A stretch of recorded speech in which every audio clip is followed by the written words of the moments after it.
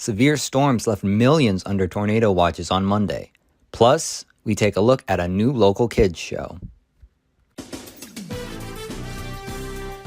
Live and on demand, this is WNY News Now.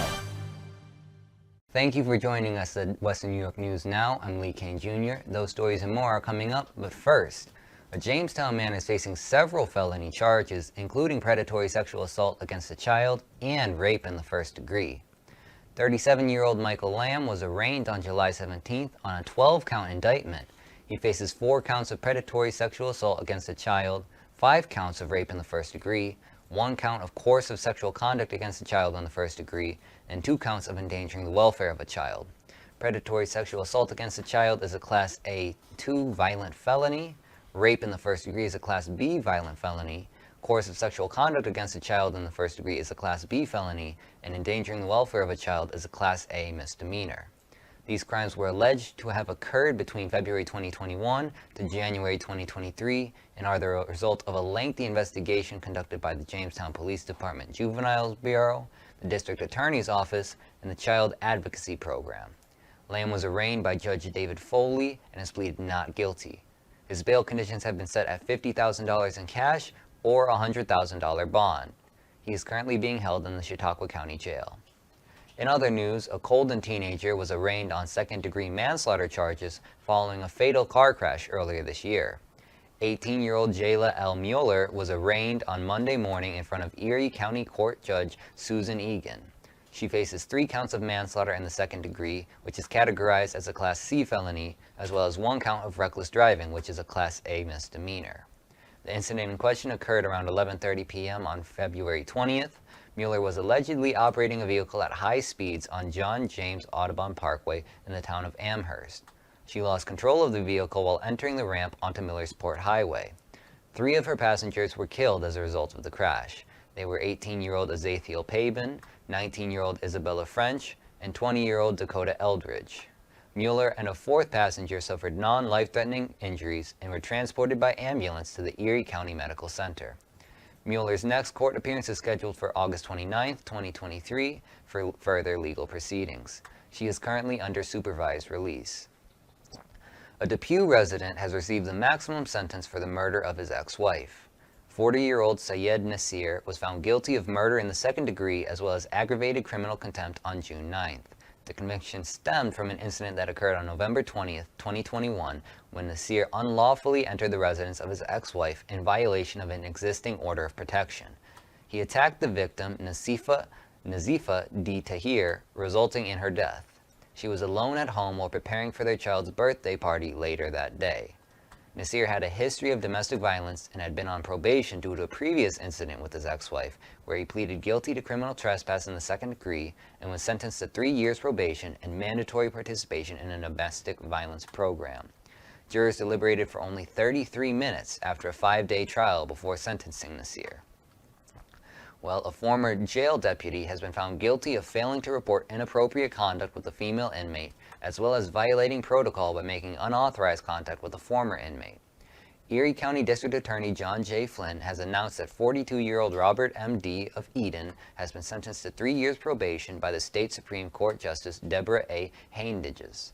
Between March 19, 2019 and May 29, 2019, D solicited and received the phone number of a female inmate while she was being held in the Erie County holding facility. After she was released, D made contact with her by phone, which violates protocol that mandates reporting any interaction with former inmates. On January 4, 2022, Erie County Sheriff's deputies responded to a 911 call from D's residence in the town of Eden, where they found another female victim. D was under a protective order that prohibited contact with this victim after a prior incident. D was terminated from his position within the Erie County Sheriff's Office. He pleaded guilty to both official misconduct and criminal contempt in the second degree, which are both Class A misdemeanors. As WNY News Now continues, a rapper is to be sentenced today for a shooting committed in 2020. And later, we've taken a look at a local kids show. Stay with us as WNY News Now will be right back. You're watching WNY News Now, where coverage comes first. WNY News Now is covering stories that matter to you. 15-year-old Yadiel Diaz was subject to a public humiliation stunt by a fellow student in an act of violence and bullying. Now Yadiel's mother, Raquel, has had enough. Officials are trying to work with the county's homeless coalition to help support the homeless population locally. There are also plans in the works to build 2 new shelters.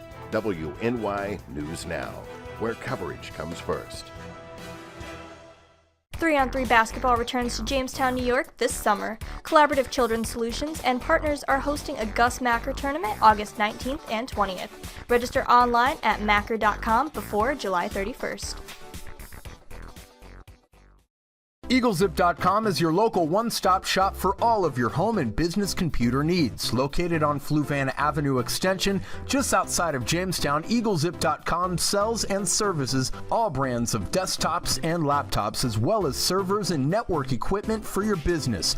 All new computer sales include transferring your data from your old computer, plus a 2-year warranty. Call EagleZip.com today. Stop by EagleZip.com today and let us make computers easy for you. When I was in foster care, I never knew when I would have to move, so I always had my suitcase ready to go. Then one day, I was adopted. My new parents opened their hearts and home to me. My parents cook my favorite breakfast for me every morning. My parents take me on trips I never thought I would go on. They gave me a home and an even better reason to use that suitcase. My parents aren't perfect, but they're perfect for me. You're watching WNY News Now, where coverage comes first. Powerful storms ravaging the eastern U.S. have left 2 dead and over 1 million people without power on Monday. The National Weather Service issued a tornado watch until 9 p.m. for residents of the D.C. area, warning that there was a significant threat of damaging winds. However, those warnings were not local to the nation's capital. 10 states from Tennessee to New York posted various tornado watches and warnings, putting an estimated 29.5 million people under a tornado watch. Unfortunately, these storms claimed the lives of 2 people. A 15-year-old in South Carolina was killed by a falling tree while exiting a vehicle at his grandparents' house, and a 28-year-old Alabama man died after being struck by lightning. The storms have also caused mass flight cancellations and delays. More than 2,600 flights have been canceled and nearly 7,900 have been delayed. Many of the flight cancellations occurred at the Hartsfield-Jackson Atlanta International Airport. In other news, rapper Tory Lanez is scheduled to be sentenced for shooting Megan Thee Stallion in her feet 3 years ago. The shooting occurred after the 2 left a party at Kylie Jenner's house, and it was initially reported that Stallion had suffered a foot wound from glass. However, that was then disputed by Stallion. In a statement read by Los Angeles County Deputy District Attorney Kathy Ta, Stallion said, "Since I was viciously shot by the defendant, I have not experienced a single day of peace. Slowly but surely I'm healing and coming back, but I will never be the same." Prosecutors are seeking a 13-year sentence for Lanez, whose legal name is Daystar Peterson. Lanez was convicted of 3 felony weapons charges for assaulting Stallion with a semi-automatic firearm, having a loaded unregistered firearm in a vehicle, and for discharging a firearm with gross negligence. Lanez's lawyers argued that he should only be sentenced to probation and that he should be released from jail in order to enter a residential substance abuse program. It is their intent to appeal his conviction as well.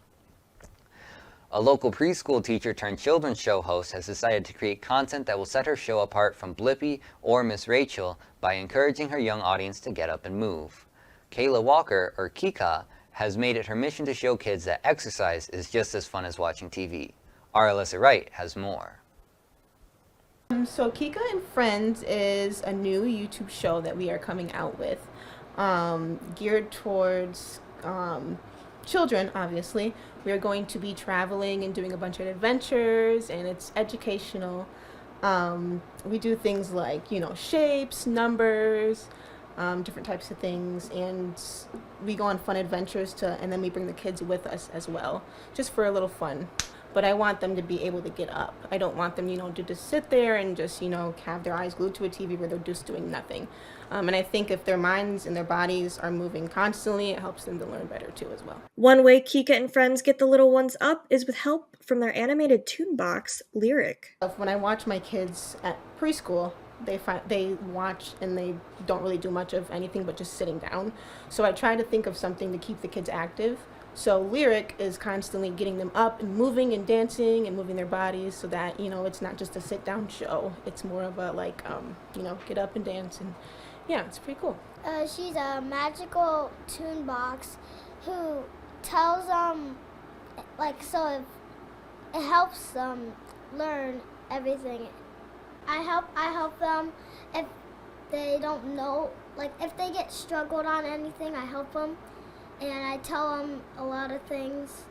If me and Bella need a help to a question, we ask Lyric. Lyric's always the boombox that we go to. She gives us the answers, or she gives us clues on what the answer might be, and then she will ask the audience to get up and, if this is the answer, dance to this correct answer, and if it's not the answer, you have to freeze your body.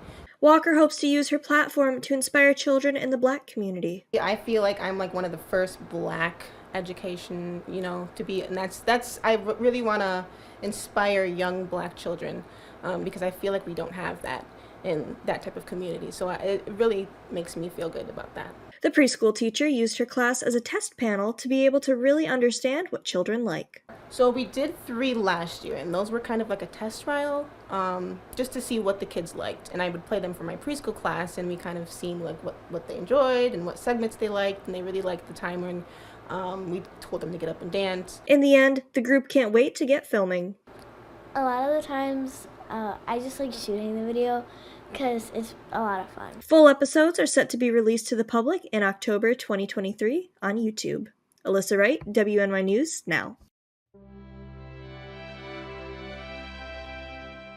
The Department of Veterans Affairs announced that it will deploy 25 mobile medical units across the country to provide health care and support to both homeless and at-risk veterans. Mobile units are vans or trucks that move from one location to another, providing a private space for eligible veterans to meet with medical providers, including medical health professionals, social workers, primary care, women's health, audiology, laboratory, and telehealth services. This is just one way to support homeless veterans. The VA's efforts to end veterans' homelessness are built upon the evidence-based Housing First approach, prioritizing first getting a veteran into housing and then providing them with the wraparound support they need to stay housed. Other support includes healthcare, job training, legal and educational assistance, and more. The first mobile unit arrived at the VA Orlando last Thursday. Bronson Rasmussen, WNY News Now. Coming up, a federal appeals court has halted a move that would make it easier for misled students to receive debt relief. And later, a social media influencer is facing charges of inciting a riot in New York City. But first, we return with a look at our full weather forecast. With coverage that matters, this is WNY News Now. 3-on-3 basketball returns to Jamestown, New York this summer. Collaborative Children's Solutions and partners are hosting a Gus Macker tournament August 19th and 20th. Register online on macker.com before July 31st.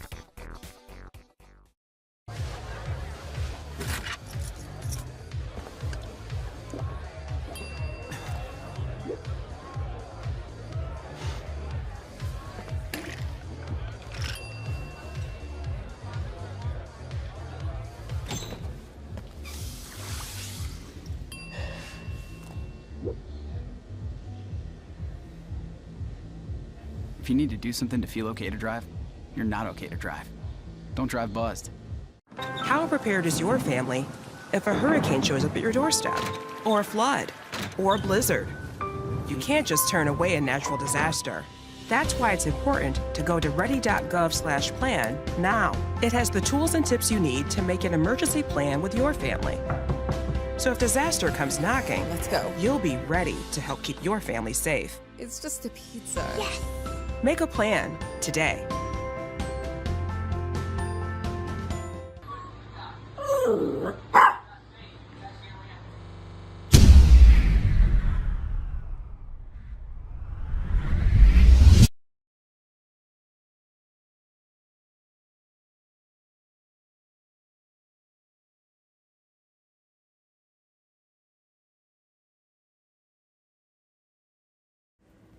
If you want to speak truth to the masses, make it funny for the classes. Catch your First Defense forecast daily on WNY News Now. Fast, accurate, and everyday. First Defense Weather. Welcome back to WNY News Now. Let's take a look at some of the weather headlines, what you need to know for the rest of the week. Today will be cooler. We had some showers early this morning, but the skies will clear out for the rest of the afternoon.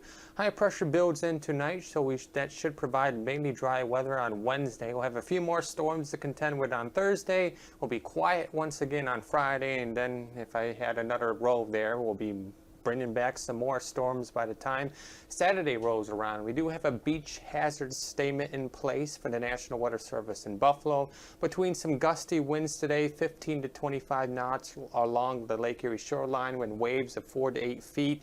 It is not recommended that anyone does swimming because the strong winds and the big waves will provide for dangerous swimming conditions. So avoid swimming in Lake Erie today because you don't want to get yourself into trouble with those waves and the winds. Taking a look at Almanac, we made it to a high of 75 degrees yesterday, which is about 5 degrees below our average. Our low for today was 62, and the record highs for today 94, set back in 1931, a record low of 43, set back in 1975.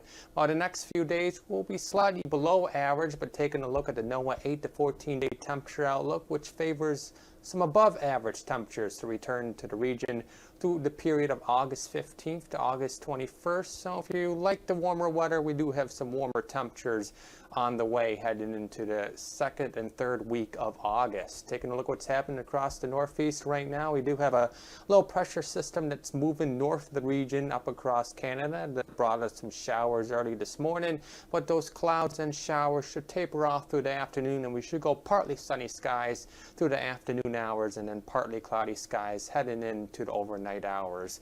Here is your First Defense weather forecast to the rest of the afternoon out there. The clouds will depart through the afternoon. Skies will be clear, and it will be a windy day as well, with west winds of 10 to 15 miles per hour, gusts as high as 25 to 30, especially near the Lake Erie shoreline. And highs today will also be cooler in the low to mid 70s. And now the next 7 days, powered by Ultimate Satellite Solutions, temperatures tomorrow through the rest of the week will pretty much be in the mid to upper 70s. Sunshine tomorrow, back to the storms on Thursday, back to dry weather on Friday, bringing some more showers for the first half of the weekend on Saturday into early Sunday, with temperatures in upper 70s, close to 80, and then heading into early next week, looks like we should stay mainly dry with temperatures in the mid 70s. Andrew, thank you. Now for some headlines from across the nation. A federal appeals court has halted a move by the Biden administration that would make it easier for borrowers to receive debt relief who were misinformed by the universities they attended.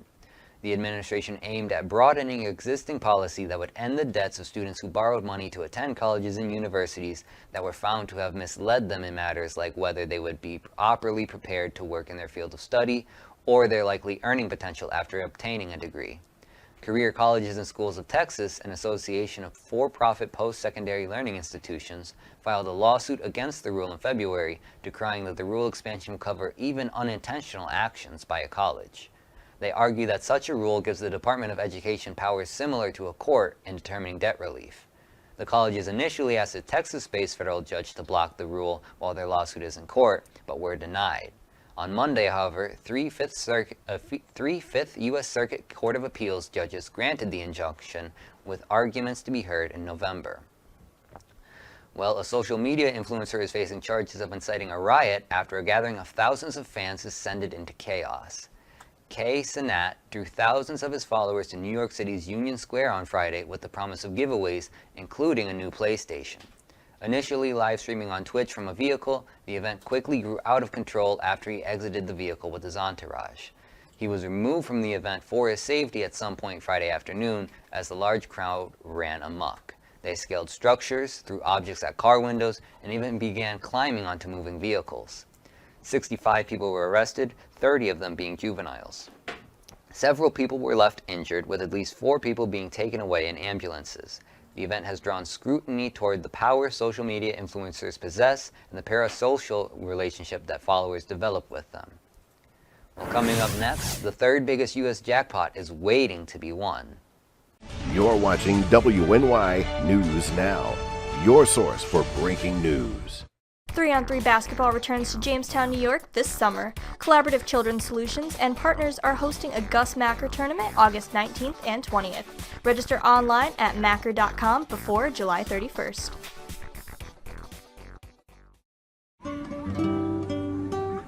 Right here, baby. Look. Uma. Noah. Something more than a birthday is happening here. Once you can see it, you can help. The sooner you recognize the signs of autism, the sooner you can make a lifetime of difference for your child. Start by answering a few simple questions at screenforautism.org.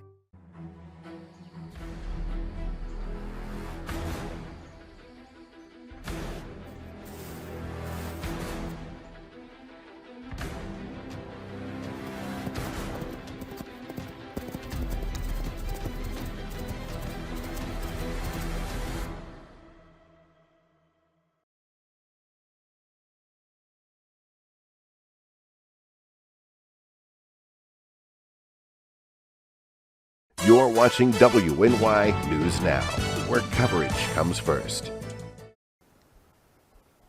While you might have missed out on the Powerball, viewers now have the chance to win the third largest jackpot in U.S. history now that the Mega Millions has reached $1.55 billion. The prize pool has been steadily increasing for months as the last 31 drawings have failed to produce a winner. The last time the top prize was won occurred on April 18th. The jackpot comes closer to the record-breaking $2.04 billion Powerball jackpot that a California resident won last year, with every drawing that fails to yield a winner. Should someone win the jackpot, they can choose one of two payout methods. They can receive the $1.55 billion in a 30-year annuity plan, or they can choose a lump sum payment of roughly $757.2 million. Winners generally opt for the latter. The chances of winning, however, are very slim, at roughly 1 in 302.6 million. For context, there's roughly a 1 in 9 million chance that a person will be struck by lightning not once, but twice within their lifetime. But there's always one guaranteed winner, Uncle Sam. Whenever someone wins the jackpot, the money will be subject to federal taxes in addition to any relevant state taxes. Mega Millions is played in 45 states, as well as Washington, D.C. and the U.S. Virgin Islands. Well, that's going to be it for us today. I'd like to thank you all for watching. News continues 24/7 at WNYNewsNow.com and on our mobile app. You can download it today free in the Apple App Store and Google Play Store. We're also on Channel 716 on Roku and at channel716.com. I'm Lee Kane Jr., and I thank you for watching.